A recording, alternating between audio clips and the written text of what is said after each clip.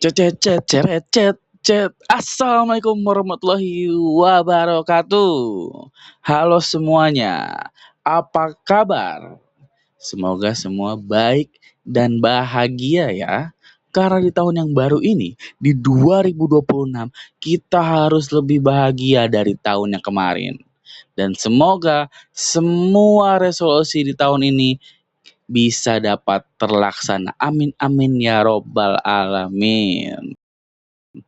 Nah, di video kali ini saya akan membahas mengenai pengertian tes, ciri tes, tes standar, dan tes buatan guru.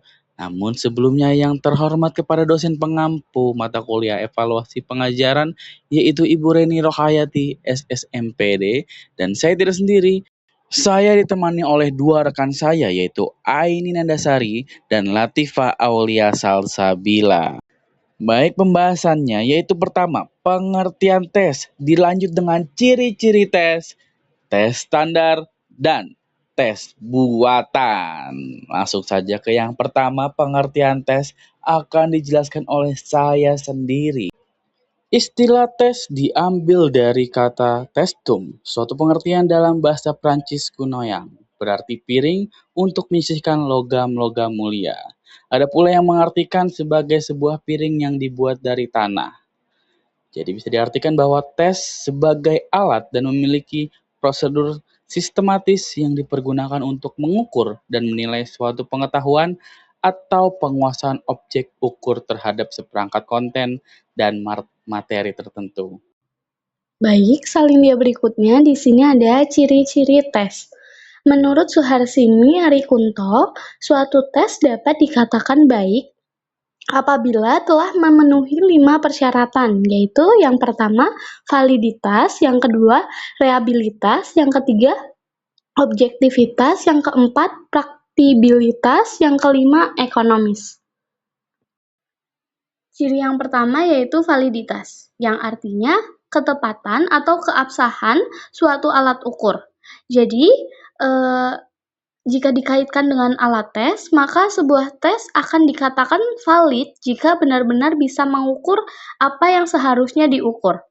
Jadi, tes hasil belajar dapat dinyatakan valid sebagai alat ukur keberhasilan dengan secara tepat dapat mengukur atau mengungkapkan hasil-hasil belajar yang telah dicapai oleh peserta didik setelah menempuh proses pembelajaran dalam kurun waktu tertentu. Contoh sederhananya, berat badan seseorang diukur dengan timbangan yang tepat.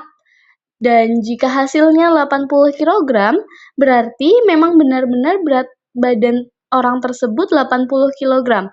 Begitu juga dengan tes yang hasilnya harus benar-benar sesuai dengan kemampuan siswa, bukan asal menebak atau tidak tepat sasaran.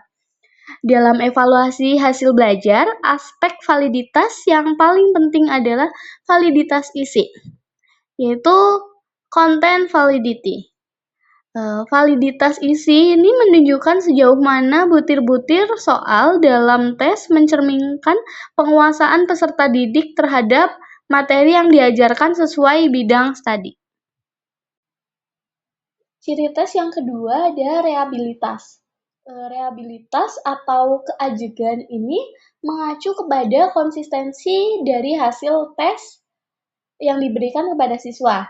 Jadi meskipun tes tersebut diberikan beberapa kali kepada siswa yang sama, maka hasilnya akan tetap atau konsisten. Konsisten di sini tidak harus sama, namun secara keseluruhan apabila hasil tes turun, maka hasil semua peserta tes akan turun juga, begitu juga sebaliknya. Jika naik, maka akan naik juga. Kondisi konsistensi ini diibaratkan orang yang berbicara konsisten, maka pembicaraan tidak akan berubah-ubah sehingga dia bisa dipercaya.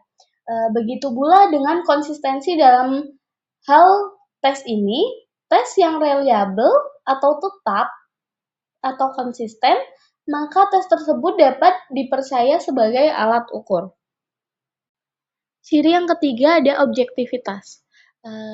Dalam pengertian sehari-hari, Diketahui bahwa objektivitas itu berarti tidak adanya unsur pribadi yang memengaruhi. Jadi sebuah tes dikatakan memiliki objektivitas apabila melaksanakan tes itu tidak ada faktor subjektif yang memengaruhi. Hal ini terutama pada sistem scoring-nya. Jadi, hasil tes benar-benar menunjukkan kemampuan peserta tes dengan apa adanya. Ciri yang keempat, praktikabilitas. Hal ini mengacu pada kepraktisan dan kemudahan dalam pengadministrasian. Jadi, sebuah tes disebut memiliki kepraktikabilitasan yang tinggi apabila tes tersebut bersifat praktis. Tes yang bersifat praktis adalah tes yang mudah dilaksanakan, mudah dalam pemeriksaannya, dan dilengkapi dengan petunjuk-petunjuk yang jelas sehingga dapat diberikan atau diawasi oleh orang lain. Ciri yang kelima yaitu ekonomis. Ekonomis ini menunjukkan bahwa sebuah tes tidak memerlukan biaya yang mahal, waktu yang lama, dan tenaga yang banyak. Yang penting, tes dapat diselenggarakan dengan baik. Oke, baik.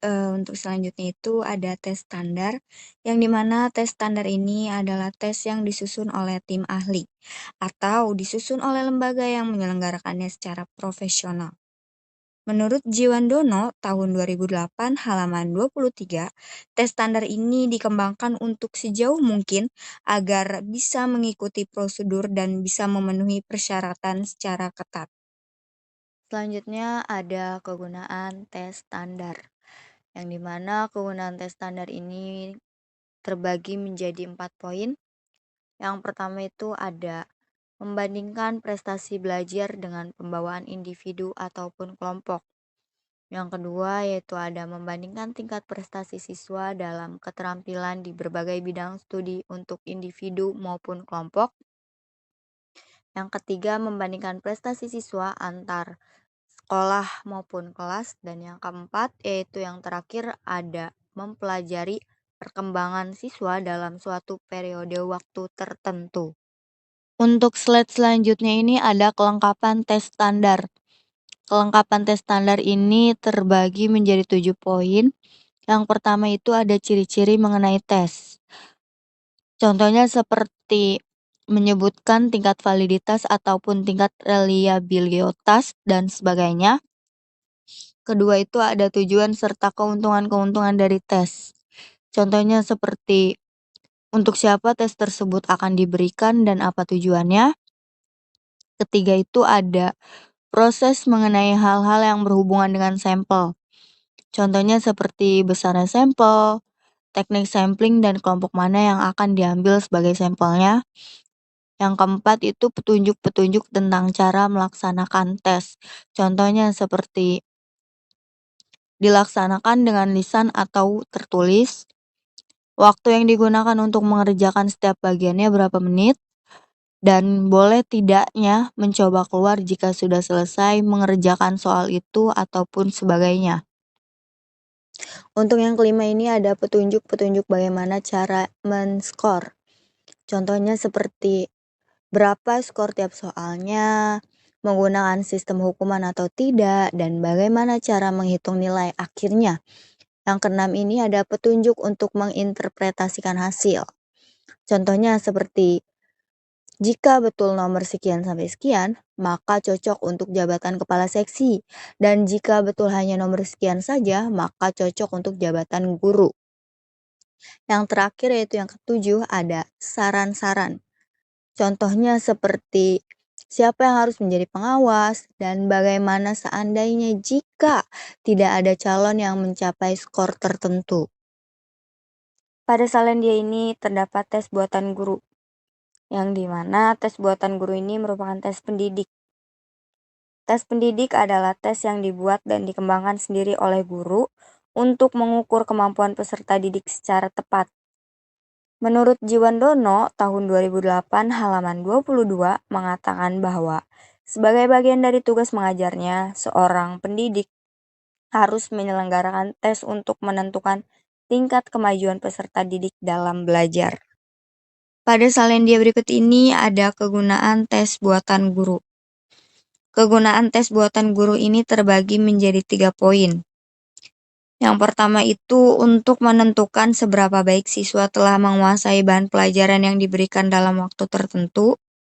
Yang kedua untuk menentukan apakah suatu tujuan telah tercapai. Dan yang ketiga yaitu yang terakhir untuk memperoleh suatu nilai. Untuk salindia selanjutnya itu akan saya serahkan kepada moderator yang akan menjelaskan materi berikutnya. Kepada moderator disilakan. Baik, selanjutnya adalah perbandingan tes buatan guru dengan tes standar. Untuk perbandingannya, pada tes standar yang pertama yaitu didasarkan atas bahan dan tujuan umum dari sekolah-sekolah di seluruh negara.